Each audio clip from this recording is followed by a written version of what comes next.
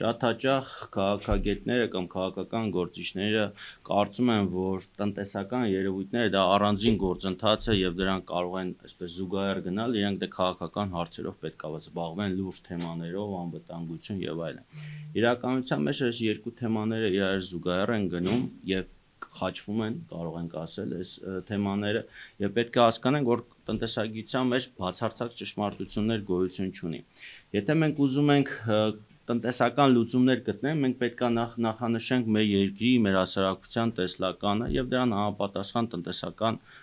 համակարգը կառուցենք, մոդելը կառուցենք եւ այլն։ Շատ հաճախ են լինում, որ օրինակ տարբեր քաղաքական գործիչներ կամ ուժեր օրինակ ինձ դիմում են ինչ-որ ծրագրի վերաբերյալ կարծիք հայտնելու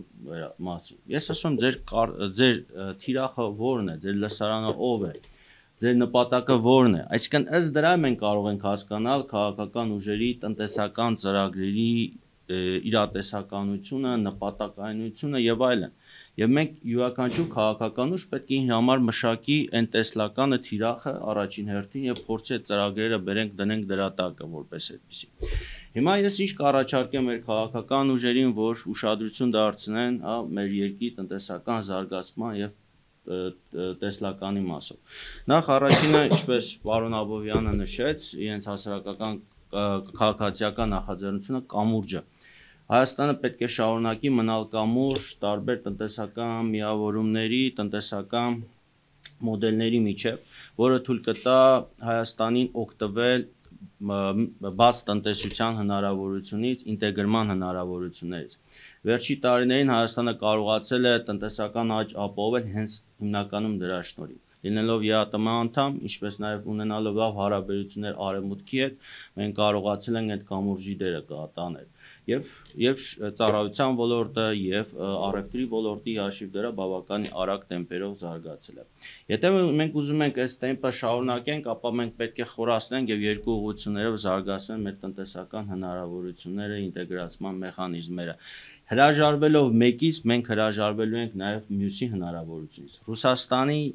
տնտեսության համար կամ ԵԱՏՄ տնտեսության համար Հայաստանը հետաքրքիր է այնքանով, որ ինքը ունի լավ կապեր Արևմուտքի հետ նաեւ։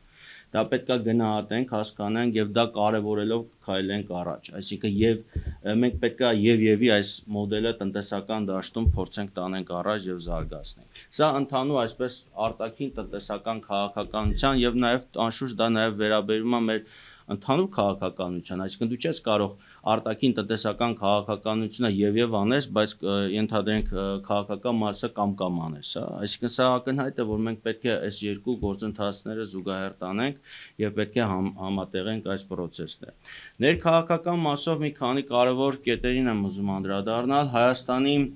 թիվ 1 այսպես հարստությունը մարդն է։ Մարդկային կապիտալը, որը պետք է ավելացնենք, հա, ժողովրդագրական խնդիրները լուծելով, ցավոք մեր ժողովրդագրական խնդիրները բավականին լուրջ են։ Մենք ծերածող հասարակություն ենք, քիչ երեխաներ ենք ունենում, արտագաղթը շարունակվում է եւ սրա արդյունքում մենք ունենք բավականին լուրջ մարտահրավերներ։ Այսինքն մենք պետք է լուծենք ժողովրդագրության խնդիրը, անշուշտ խթանելով շատ երեխա ունենալու հանգամանքը, անվտանգությունը ապահովելով, որ դա եւս շատ կարեւոր է հատկապես վերջի շրջանում, երբ որ մարդիկ իրենց տղաներին չծառայելու համար այլ երկրի քաղաքացի են դարձնում։ Սրանք մեր ժողովրդի օրակարգային հարցերն են։ Մենք որքան էլ ասենք, որ մարդիկ հայրենասեր են եւ այլն, բայց մարդը ուզում է, որ երեխան անվտանգ ապրի, եւ մենք այդ անվտանգության խնդիրը պետք է ապահովենք, որ եթե ցանկանում ենք ժողովրդագրության հարցերը եւս զուգահեռ լուծենք։ Եվ նաեւ շատ կարեւոր է այստեղ կրթությունը։ Կրթությունը պետք է լինի որակյալ, հասանելի եւ մատչելի նաեւ մեր հասարակության համար եւ օրինակ միայն այս տարվա հունվար օգոստոս ամիսներին կրթական ծառայությունները թանկացել են 8.2%, անցած տարի նույնպես թանկացել են։ Հատկապես սա վերաբերում է եւ բարձրագույն կրթությանը, եւ դպրոցների, եւ նախակրթարանների։ Գաղտնիք չէ, մեր հասարակության մի զգալի մասը հերթեր են կանգնում մանկապարտեզ երեխաներին տալու համար, կամ մեծ գումարներ են ծախսում, ավելի շատ են ծախսում մանկապարտեզի համար, քան բարձրագույն կրթության համար։ Սա պետք է արձանագրենք, իսկ դա կարելի է շատ այսպես մի քանի լուծումներով գնալ, օրինակ Երևան քաղաքում մանկապարտեզները անվճար են, բայց մարզերում դեռ որոշ շրջան, հատկապես այսպես գյուղական շրջաններում վճարովի։ Մենք պետք է այդ խնդիրը լուծենք, հա, անվճար մանկապարտեզները, դրանք մեծ գումար չեն պահանջում։ Տարիներ առաջ մի հաշվարկ արել էինք այդ ուղղությամբ, հիմա կարծում եմ նոր հաշվարկի անհրաժեշտություն կա, բայց խոսքը մի քանի մոտ 10-15 միլիարդ դրամը հարկավոր, որ Հայաստանի բոլոր մանկապարտեզները անվճար դարձնել։ Նույնը վերաբերում է բարձրագույն կրթությանը եւ հատկապես խոսքը վերաբերում է բնագիտական ուղղություններին։ Բնագիտական ուղղությունները մեր երկրի երկարաժամկետ զարգացման հիմնական ուղղությունը պետք է դիտարկվեն եւ պետք է որոշակի սահմանափակումներ դնենք նաեւ առանձին մասնագիտությունների։ Տարեկան մի քանի հազար տնտեսագետներ, իրավաբանների կարիք չունենք։ Պետությունը պետք է իր քաղաքականությունը մշակի ելնելով տնտեսական իրավիճակի շուկայի պահանջներից եւ դրա համար մենք պետք է այսպես սահմանափակենք տնտեսագիտական դիպլոմների, իրավաբանական դիպլոմների տրամադրում եւ երեխաներ, խելացի երեխաներն ուղղորդենք դեպի ինժեներիա, դեպի ճարտարագիտություն, սա է մեր հիմնական խնդիրը լինելու, հա, մոտակա ժամանակաշրջանում եւ անվճար դարձնենք կրթությունը, հա, այս ուղղություններով, սա թույլ կտա այսպես որոշակի խթան ստեղծենք այս առումով եւ երրորդ ուղղությունը, որ ցանկանում եմ նշել, գյուղատնտեսությունն է։ Գյուղատնտեսությունը պարենային անվտանգությունը հատկապես ժամանակակից այս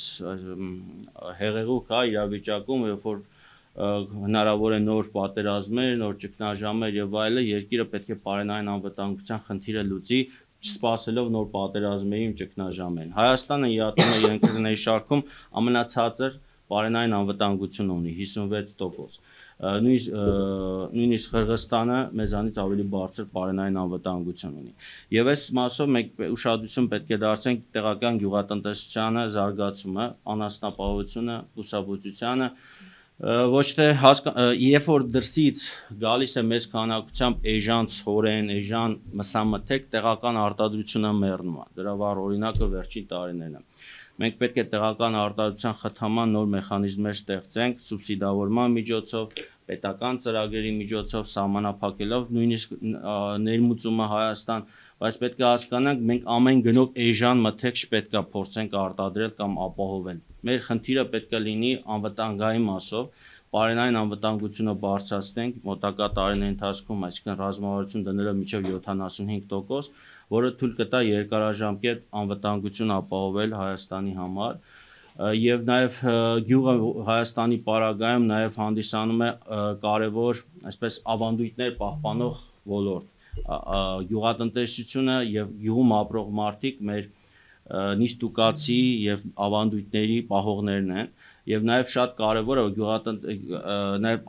հենց որ պատերազմական իրավիճակներ է սկսում անվտանգային, հենց կարող է ասել առաջին այսպես ալիքը իրենք են ստանում, առաջին վնասը իրենք են ստանում։